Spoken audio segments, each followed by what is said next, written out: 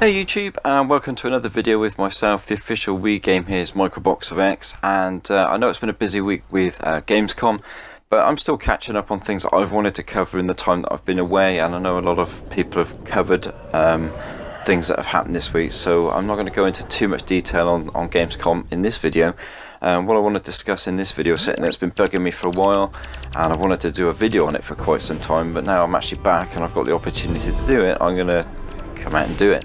And basically I want to talk about back compatibility. Now, when Xbox One and PlayStation 4 both dropped, there was a big thing that neither console had back compatibility. It was a massive thing. Magazines, websites, the gamers themselves were up in arms about the fact that there was no back compatibility. The Xbox 360, the PlayStation 3 have both been out for quite some time. There was a huge back catalogue of games, and people still wanted to play them even though they had the new consoles, you know. And as you do, there are some very good games, and if you go back to the Xbox 360 now, it still looks bloody good graphically. They're not slouch systems by a long way, so you can understand it. Now, we were expecting some kind of announcement from Xbox and Sony last year regarding back compatibility. Microsoft said they were looking at it, but nothing was confirmed. Sony later came out with the PlayStation Now service, which was a back compatibility option, but you had to pay for it. You had to rent the games to play them, which I wasn't a big fan of. I thought that was a big sort of money spinner and another way of Sony trying to make more money from the gamers themselves. But it gave you at least the option. If you wanted to play the games, you could do. Microsoft still at that time had done nothing. People that were fans of Sony and fans of the PlayStation brand, the gaming media, they all got onto PlayStation Now. They loved the service, and they were all banging their chest saying what a great service it was. Now we get to E3 2015, and as far as I was concerned, Microsoft gave us the biggest slam dunk as far as I was concerned regarding the Xbox console, with Xbox 360 compatibility on the console, not emulated, and it was free.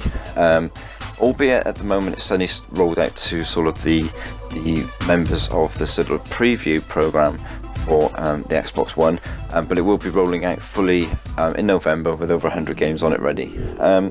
Now, that to me was the biggest announcement at E3. It was huge, and it was something that Xbox One gamers have been asked for since day one, since the console dropped.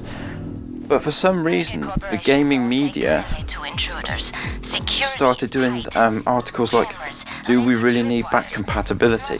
So again, Microsoft and the Xbox team do pull an absolute flanker and give gamers what they want in back compatibility. It wasn't emulated, the system could do it solely with the hardware, and it runs brilliantly. I mean, as you can see, Project Perfect Dark Zero I'm playing at the moment on the Xbox One, which I accessed via the Rare Replay game package that I got this week. It runs brilliantly. You don't have to run it off a server, you don't have to pay for it, it's free. All you need is the game. As it is with this one, you got it free with the Rare Replay. So there was no extra fee for this, unless you didn't own the game, in which case you would have to obviously buy the game. But that was a bad thing all of a sudden, and I couldn't understand it, and the gaming media got behind it. The Sony fanboys were saying, oh, we don't need it, we've got this PlayStation Now, it's a much better service, blah blah blah blah blah. The gaming media were bashing Xbox, saying, do we really need back compatibility now? So we had one from one, within a 12-month period of people saying we want back compatibility. Where's back compatibility? To Microsoft managing to pull off back compatibility in a way that nobody thought possible. Then it was a bad thing and it wasn't necessary. Why do we need back compatibility? We need back compatibility because people who've had the Xbox 360 from launch, as I did myself, have got a huge back catalogue of games. So why wouldn't you want to play them on your new console? And the way that Microsoft are going around it, I mean, if you look at, I saw the other day when they announced it, well, they didn't announce, but they showed footage of Just Cause 3. You get the game, you get Just Cause 2 as a download as well, as an Xbox 360 back compatible game for free.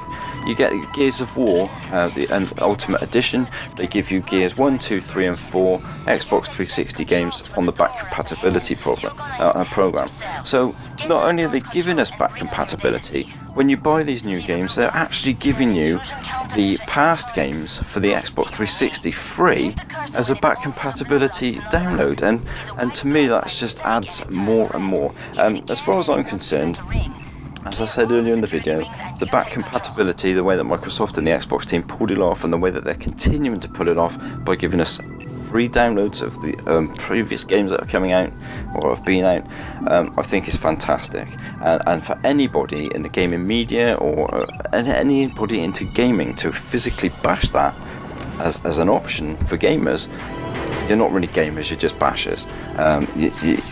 You're just there to bash a console because it's not your console of choice. And I think that is ridiculous. I think it's absolutely ridiculous that you would bash a console just because you don't like a particular brand, even though they're giving great functionality, great features, free to gamers. And I've wanted to get that off my chest since E3 because I think there's such hypocrisy out there by the gaming media, biased, and the Sony fanboys. What on earth is wrong with you guys? If you like your console, play your console. Why spend your entire gaming life bashing a console because you don't like it? Even when the features that console is bringing out are superb, why do you continue to bash? And I think there's a huge immaturity in the gaming in the gaming circles, and I don't understand it. And it's certainly from the Sony side of things, the immaturity is just unbelievable. Anyway, I've got it off my chest. I wanted to say it for a while, so there you go.